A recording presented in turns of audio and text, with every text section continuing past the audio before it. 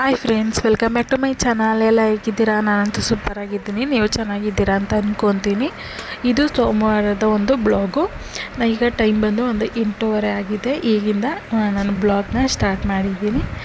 ಇವತ್ತು ಟಿಫನ್ಗೆ ಅಂತ ಹೇಳ್ಬಿಟ್ಟು ನಾನು ರಾಗಿ ಇಡ್ಲಿನ ಮಾಡಿದ್ದೀನಿ. ಸೊ ನಾನು ರವೆನ ಹಾಕಿದ್ದೀನಿ ಮತ್ತು ರಾಗಿ ಹಸಿಟ್ಟು ಕಡಲೆಬೇಳೆ ಮತ್ತು ಸ್ವಲ್ಪ ಹುಳಿ ಬಂದಿದೆ, ಮೆಂತ್ಯ ಕಾಳನ್ನ ಈ ಥರ ಹುಳಿ ಬಂದಿದ್ದೀನಿ ಅಷ್ಟೇ ಬರುತ್ತೆ. ಅದಕ್ಕೆಲ್ಲ ನೋಡಿ ಎಷ್ಟು ಚೆನ್ನಾಗಿ ಬಂದಿದೆ. ನೈಟೇ ರುಬ್ಬಿಟ್ಟು ಇದಕ್ಕೆ ಏನೆಲ್ಲ ಬರೀ ಮಾಡಿಟ್ಟಿದ್ದೆ. ಸೊ ನೀವು ನೋಡ್ತಾ ಇರ್ಬೋದು, ನಾನು ಏನು ಸೋಡಾ ಏನು ಹಾಕೋದಿಲ್ಲ ಮನೆಯಲ್ಲಿ.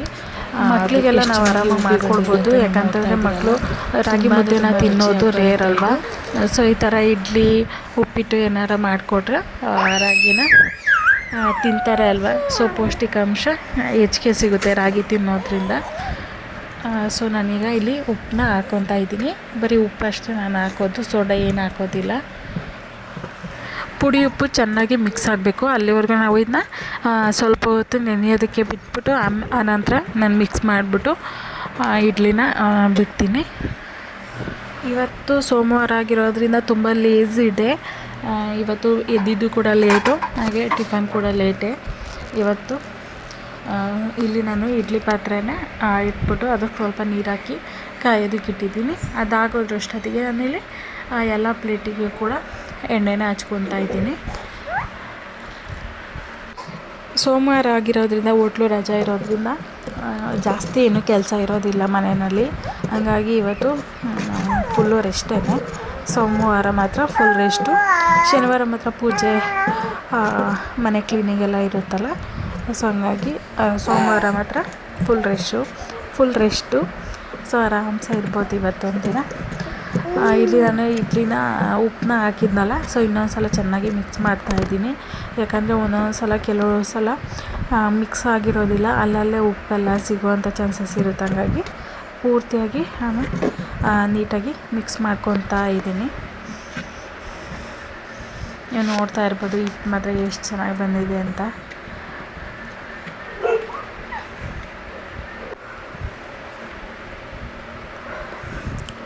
ಬೆಳಗ್ಗೆ ಹೊತ್ತು ಮಾತ್ರ ನನಗೆ ನನ್ನ ಮಗಳು ಎದ್ದಿರಲ್ವಲ್ಲ, ಹಂಗಾಗಿ ಆರಾಮಾಗಿ ನಿಧಾನಕ್ಕೆ ಮಾಡ್ಕೊಬೋದು.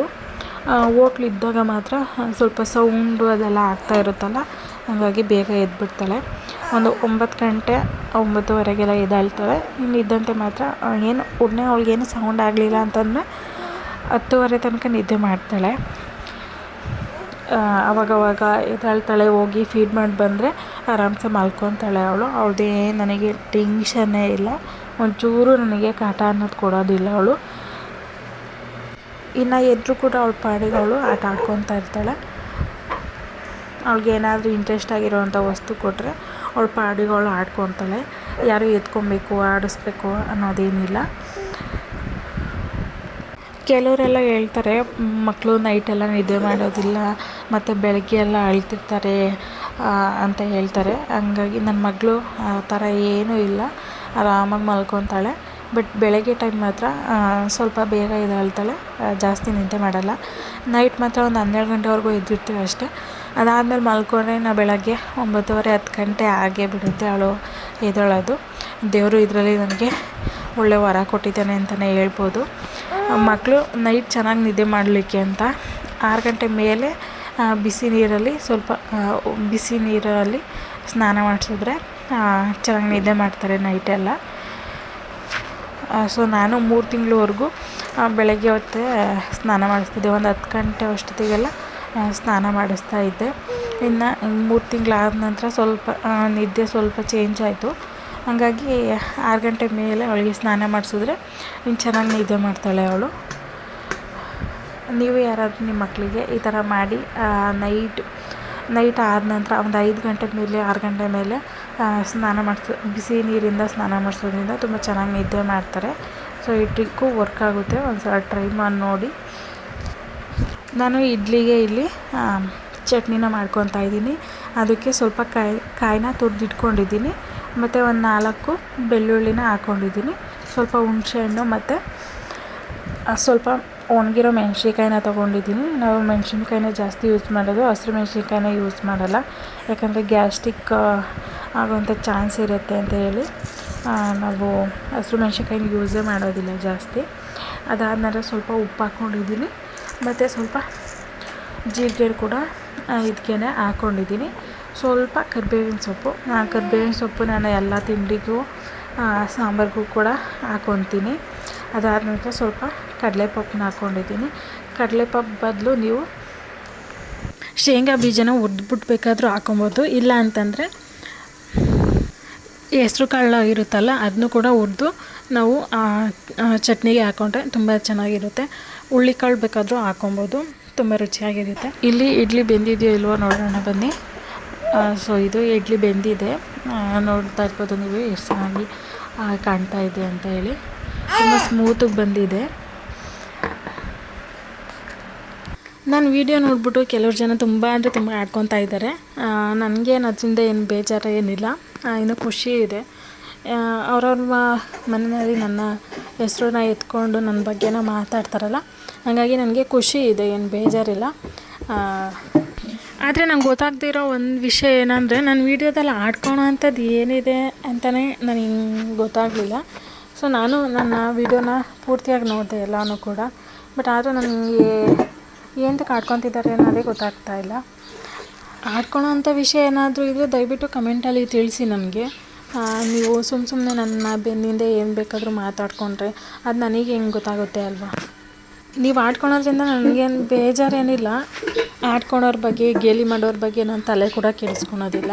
ಯಾಕಂತಂದರೆ ಜನ ಹಿಂಗಿದ್ರು ಅಂತಾರೆ, ಚೆನ್ನಾಗಿದ್ರು ಅಂತಾರೆ, ಚೆನ್ನಾಗಿಲ್ಲ ಅಂತಂದರು ಅಂತಾರೆ, ಪೂರ್ತಿಯಾಗಿ ಕೆಟ್ಟೋಗಿದ್ರು ಕೂಡ ಜನ ಹೆಂಗಿದ್ರು ಮಾತಾಡ್ತಾರೆ. ಹಾಗಾಗಿ ನಾನು ಜನದ ಬಗ್ಗೆ ತಲೆನೇ ಕೆಡಿಸ್ಕೊಳೋದಿಲ್ಲ. ಉದಾಹರಣೆಗೆ ಒಂದು ಕತ್ತೆ ಮತ್ತು ಒಂದು ಕಪಲ್ಲು ಹೋಗ್ತಾ ಇರ್ತಾರೆ. ಒಂಥರ ಜನ ಸಿಗ್ತಾರೆ, ಒಂದಿಬ್ಬರು ಜನ ಸಿಗ್ತಾರೆ. ಕತ್ತೆ ಮೇಲೆ ಕುತ್ಕೊಂಡು ಹೋಗ್ಬೋದಲ್ಲ, ಏನು ತಕ್ಕ ನಡ್ಕೊಂಡು ಹೋಗ್ತಾ ಇದ್ದಾರೆ ಅಂತ ಗೇಲಿ ಮಾಡ್ತಾರೆ. ಸೊ ಆಗ ಕಪಲ್ಗೆ ಅನಿಸುತ್ತೆ, ಕುತ್ಕೊಂಡು ಹೋಗ್ಬೋದಲ್ವಾ ಅಂತ ಹೇಳಿ. ಆಗ ಹಸ್ಬೆಂಡು ಕತ್ತೆ ಮೇಲೆ ಕುತ್ಕೊತಾರೆ, ವೈಫು ನಡ್ಕೊಂಡು ಹೋಗ್ತಾ ಇರ್ತಾರೆ. ಇನ್ನು ಮುಂದೆ ಹೋಗ್ತಾ ಹೋಗ್ತಾ ಬೇರೆ ಥರ ಜನ ಸಿಗ್ತಾರೆ. ಅವರು ಹೇಳ್ತಾರೆ, ವೈಫ್ನ ನಡೆಸ್ಕೊಂಡ್ಬಿಟ್ಟು ಅವ್ನು ಗಂಡ ಕೂತಿದ್ದಾನಲ್ಲ, ಎಂಥ ಜನ ಇವರು ಅಂತ ಹೇಳಿ ಆಡ್ಕೊತಾರೆ. ಸೊ ಗಂಡಂಗೆ ಏನು ಅನ್ನಿಸ್ತದೆ, ಹೆಂಡ್ತಿನೂ ಕುಂಟಿಸ್ಕೊಬೋದಲ್ಲ ಅಂತ ಹೇಳ್ಬಿಟ್ಟು ಹೆಂಡ್ತಿನೂ ಕುಂಟಿಸ್ಬಿಟ್ಟು ಅವ್ನು ಕೆಳಗಡೆ ಇಳಿತಾನೆ. ಸೊ ಇನ್ನು ಮುಂದೆ ಹೋಗ್ತಾ ಹೋಗ್ತಾ ಬೇರೆ ಥರ ಜನ ಸಿಗ್ತಾರೆ. ಅವ್ರು ಹೇಳ್ತಾರೆ, ಇಬ್ಬರು ಕುತ್ಕೊಬೋದಲ್ಲ ಕತ್ತೆ ಮೇಲೆ ಅಂತ ಹೇಳ್ತಾರೆ. ಸೊ ಆವಾಗ ಇಬ್ಬರು ಕುತ್ಕೊತಾರೆ. ಇನ್ನು ಮುಂದೆ ಹೋಗ್ತಾ ಹೋಗ್ತಾ ಪಾಪ ಮೂಕ ಪ್ರಾಣಿ ಸಿಕ್ಕಿದೆ, ಎಂಥ ಜನ ಇವರು, ಅದ್ರ ಮೇಲೆ ಇವರು ಕುತ್ಕೊಂಡಿದ್ದಾರಲ್ಲ, ಅದಕ್ಕೆ ಎಷ್ಟು ಹಿಂಸೆ ಕೊಡ್ತಾಯಿದ್ದಾರೆ ಅಂತ ಅಂದ್ಕೊತಾರೆ. ಆವಾಗ ಆ ಕಪಲ್ಗೆ ಅನಿಸುತ್ತೆ, ಸೊ ನಾವು ಮೊದಲು ಹೆಂಗೆ ನಡ್ಕೊಂಬರ್ತಾಯಿದ್ವೋ ಹಾಗೆ ನಡ್ಕೊಂಡು ಹೋಗೋಣ ಅಂತ. ಸೊ ಅವರು ಫಸ್ಟ್ ಹೇಗಿದ್ರು ಅದೇ ರೈಟ್ ಅಲ್ವಾ, ಅದೇ ಥರ ಜನ ಹೆಂಗಿದ್ರು ಅಂತಾರೆ. ಹಂಗಾಗಿ ನಾನು ಯಾವುದೇ ಥರ ಬೇರೆ ಮಾತಾಡ್ತಾರಲ್ಲ ಆ ಥರದ ಜನದ ಬಗ್ಗೆ ನಾನು ತಲೆ ಕೂಡ ಕೆಡಿಸ್ಕೊಳೋದಿಲ್ಲ. ನನ್ನ ಬಗ್ಗೆ ಏನು ಬೇಕಾದರೂ ಮಾತಾಡ್ಕೊಳ್ಳಿ, ಪರವಾಗಿಲ್ಲ. ನಾನು ಏನು ಅಂತ ನನಗೆ ಗೊತ್ತಿದೆ ಸಾಕು, ಅಷ್ಟು ಗೊತ್ತಿದ್ದರೆ ಗೇಲಿ ಮಾಡ್ಕೊಳೋರು ಗೇಲಿ ಮಾಡ್ಕೊಳ್ಳಿ, ಪರವಾಗಿಲ್ಲ, ನನಗೇನು ತೊಂದರೆ ಇಲ್ಲ. ಬಟ್ ಅವರ ಚೀಪ್ ಮೆಂಟಾಲಿಟಿನ ನನಗೆ ತೋರಿಸ್ದಂಗೆ ಆಗುತ್ತೆ ಅಷ್ಟೇ. ಅಷ್ಟು ಬಿಟ್ಟರೆ ಇನ್ಯಾವುದೇ ಥರ ವ್ಯತ್ಯಾಸ ಆಗೋದಿಲ್ಲ. ಈ ಪ್ರಪಂಚದಲ್ಲಿ ಯಾರು ತಾನೇ ಒಳ್ಳೆಯ ವ್ಯಕ್ತಿಗಳಿದ್ದಾರೆ ಅಲ್ವಾ, ಎಲ್ಲರೂ ಒಂದಲ್ಲ ಒಂದು ರೀತಿ ಆಡ್ಕೊಳೋರ ಬಾಯಿಗೆ ಸಿಕ್ಕೇ ಸಿಗ್ತಾರೆ. ಅದರಲ್ಲಿ ನಾನು ಒಬ್ಬಳು ಅಷ್ಟೇ, ಅದರಿಂದ ನನಗೇನು ಬೇಜಾರಾಗೋದಿಲ್ಲ. ನೀವು ನೋಡ್ತಾ ಇರ್ಬೋದು ರಾಗಿ ಇಡ್ಲಿ ಎಷ್ಟು ಚೆನ್ನಾಗಿ ಬಂದಿದೆ ಅಂತ. ತುಂಬ ಮೆತ್ತಗೆ ಬಂದಿದೆ, ತುಂಬ ಸಾಫ್ಟ್ ಇದೆ ನೋಡಿ. ಆರಾಮ್ಸೆ ಇದು ವಯಸ್ಸಾಗಿರೋರಿಗೆ ಬೇಕಾದರೂ ಮಾಡಿಕೊಡ್ಬೋದು. ಚಟ್ನಿ ಎಲ್ಲ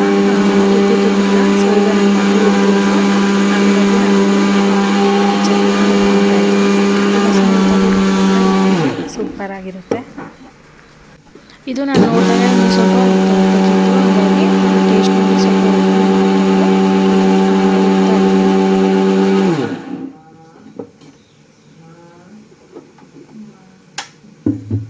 ಇಲ್ಲಿ ದಿಢೀರಂತ ಹೊರ್ಗಡೆ ಹೋಗೋವಂಥ ಪ್ಲ್ಯಾನ್ ಆಯಿತು. ಯಾಕಂದರೆ ನನ್ನ ಮಗಳಿಗೆ ಆಧಾರ್ ಕಾರ್ಡ್ ಮಾಡಿಸ್ಬೇಕು. ಇವತ್ತು ಹೆಂಗೂ ನನ್ನ ಹಸ್ಬೆಂಡು ಸೋಮವಾರ ಆಗಿರೋದ್ರಿಂದ ಮನೆ ಹತ್ರನೇ ಇದ್ದಾರಲ್ಲ, ಇವತ್ತು ಹೋಗ್ಬಿಟ್ಟು ಮಾಡಿಸ್ಕೊಂಬರೋಣ ಅಂತ ಹೇಳಿ ಎಲ್ಲ ದಿಢೀರಂತ ಪ್ಲ್ಯಾನ್ ಆಯಿತು. ನಾನು ಟಿಫನ್ ಮಾಡಿಕೊಂಡು ಆರಾಮಾಗಿ ಕೂತಿದ್ದೆ. ಬಟ್ ಬಾ ಹೋಗೋಣ ಇವತ್ತು ರೆಡಿ ಆಗು ಅಂತ ಹೇಳಿದ್ರು. ಹಾಗಾಗಿ ಬೇಗ ರೆಡಿ ಆಗ್ತಾಯಿದ್ದೀನಿ. ನನ್ನ ಮಗಳಿಗೆ ಮಲಗಿದಳಿನ್ನು ಈ ಎರಡನೇ ಟ್ರಿಪ್ ಮಲಗಿದ್ದಾಳೆ. ಎರಡನೇ ಟ್ರಿಪ್ಪು ಚೆನ್ನಾಗಿ ಮಲ್ಕೊತಾಳೆ ಅವಳನ್ನ ಎಬ್ಸೋದು ಬೇಡ ಅಂತ ಹೇಳಿ ಅವಳು ಯಾವಾಗ ಎದ್ದೇಳ್ತಾಳೋ ಅದಾದಮೇಲೆ ರೆಡಿ ಮಾಡಿಕೊಂಡು ಕರ್ಕೊಂಡು ಹೋಗೋಣ ಅಂತ ಹೇಳಿ ಈಗ ನಾನು ಡ್ರೆಸ್ ಹಾಕೊಂಡ್ಬಿಡೋದಕ್ಕೆ ಅಂತ ಹೋಗ್ತಾಯಿದ್ದೀನಿ. ನನ್ನ ಹಸ್ಬೆಂಡ್ ಇಲ್ಲಿ ಆಧಾರ್ ಕಾರ್ಡು ಮತ್ತು ಬರ್ತ್ ಸರ್ಟಿಫಿಕೇಟ್ನ ನಾನಿಲ್ಲಿ 1-2-3 ಡ್ರೆಸ್ನ ಚೇಂಜ್ ಮಾಡಿ ಫೈನಲಾಗಿ ಈ ಡ್ರೆಸ್ನ ಹಾಕ್ಕೊಂಡಿದ್ದೀನಿ. ಯಾಕಂದರೆ ಡೆಲಿವರಿ ಆದ ನಂತರ ಯಾವುದು ಕೂಡ ಲೂಸ್ ಆಗ್ತಾಯಿಲ್ಲ ನನಗೆ. ಎಲ್ಲ ಡ್ರೆಸ್ಸು ಕೂಡ ಸ್ವಲ್ಪ ಟೈಟ್ ಅಂತ ಅನಿಸುತ್ತೆ. ಹಾಗಾಗಿ ಈಗ ನನ್ನ ಮಗಳು ಕೂಡ ಇದ್ದಿದ್ಲು, ಸೊ ಅವಳನ್ನೂ ಕೂಡ ಈಗ ಪೂರ್ತಿಯಾಗಿ ರೆಡಿ ಮಾಡಿದ್ದೀನಿ. ಇನ್ನೇನೇ ಇದ್ದರೂ ಹೊರಡಬೇಕಷ್ಟೇ. ಸ್ವಲ್ಪ ಮೋಡ ಕವಿದಿರೋದ್ರಿಂದ ಅವಳಿಗೆ ಫುಲ್ಲಾಗಿರೋವಂಥ ಸ್ವಲ್ಪ ದಪ್ಪ ಇರೋವಂಥ ಬಟ್ಟೆನ ಇಕ್ಕಿದ್ದೀನಿ. ಸೊ ಈಗ ಹೊರಡಬೇಕು. ಎಲ್ಲ ರೆಡಿ ಆಗಿದ್ದೀವಿ ಈಗ.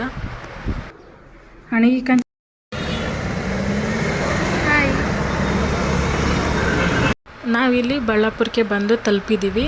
ಬರಬೇಕಾದ್ರೆ ಏನೂ ಕೂಡ ವೀಡಿಯೋ ಮಾಡೋದಕ್ಕೆ ಆಗಲಿಲ್ಲ. ಯಾಕಂತಂದರೆ ನನ್ನ ಮಗಳು ಮಧ್ಯದಲ್ಲಿ ಇದ್ಲಲ್ಲ, ಸೊ ಅವಳನ್ನ ಇಟ್ಕೊಳೋದೇ ನನಗೆ ಆಗುತ್ತೆ. ಹಾಗಾಗಿ ಮೊಬೈಲ್ ಇಟ್ಕೊಳೋದು ಬೇಡ ಅಂತ ಹೇಳಿ ಏನೂ ವೀಡಿಯೋ ಮಾಡಲಿಲ್ಲ.